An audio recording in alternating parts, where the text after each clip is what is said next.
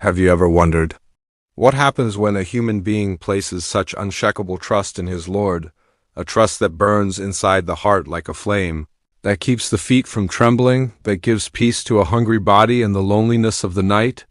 Does the earth stop before such a person? Or does the sky bow down for him? Today's story is about such a man, a young, brave, sincere lover of the Messenger of Allah, Sa'd bin Abi Waqqas, the man for whom the Prophet said the words that still make hearts tremble, Ermi wib Sa'd, Fidaaka wa shoot, O Sa'd, my parents be sacrificed for you. No one else in history was ever given this honor, this love, this status.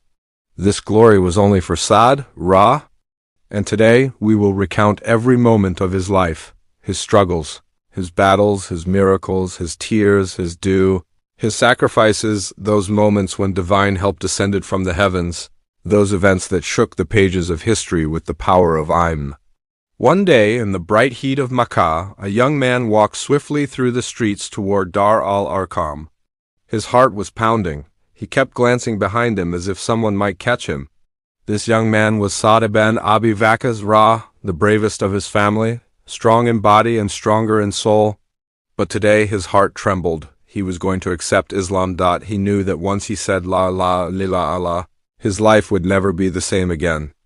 But when the light enters a heart, nothing can stop it. He entered the room, sat before the messenger, spoke the kalima, and the angels rejoiced in the heavens. He became one of the first 8 Muslims in history. What an honor. But accepting Islam was not easy. His mother, one of the strongest women of Quraysh, said, "O Sa'd, you have abandoned our religion?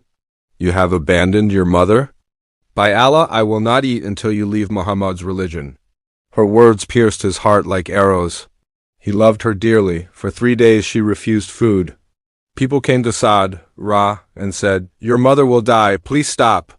But Sa'd replied with a sentence that became history. "O mother, if you had 100 souls and each left your body one by one, I still would not abandon the religion of Muhammad." When she heard these words, she sat up and said, "I knew you were strong, but not this strong." That was sad, unshakable. Badr arrived. The Muslims were few, weak, tired, hungry. The enemy was strong, armored, well-equipped. The Prophet looked for Sa'd, he called him. He placed his blessed hand on Sa'd's arrows, straightened them, held his wrist, and said those legendary words, "Ermi wib Sa'd fid ka ab." The sky echoed. Sa'd, felt a strength enter his body that he had never known. He released his first arrow, and a powerful warrior fell. He released the second, then the third, and not a single arrow missed. The disbelievers whispered, "These are not arrows. These are miracles." And they were right. Uhud was a storm of swords. The Muslims were scattered. The Prophet was wounded. Enemies rushed toward him. Only a handful of companions stood around him, and among them, Sa'd, even with bleeding hands, even while his armor was cracking, he shot arrow after arrow, shielding the messenger with his own body.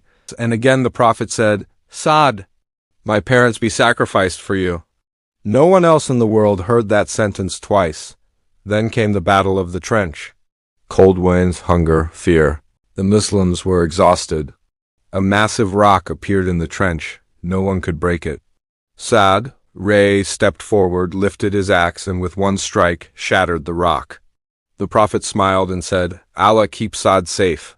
He is strong, and Allah is with him." Time passed. And then came the moment when the greatest empire on earth, Persia, rose against the Muslims. Who would lead the army?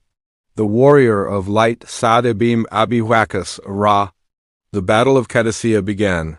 Persia's elephants shook the earth. Their armies stretched across the horizon. Sa'd, was sick, unable to mount a horse. He lay on a platform, commanding the army while in pain. At night he cried to Allah, "O Allah, you have never abandoned me. Today grant victory to Islam. Today send the same angels who fought in Badr.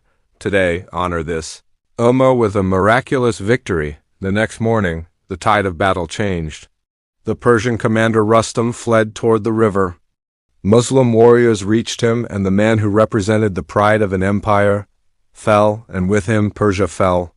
the greatest victory in Islamic history after the time of the Prophet. Sa'd, became the conqueror chosen by Allah. One man falsely accused Sa'd.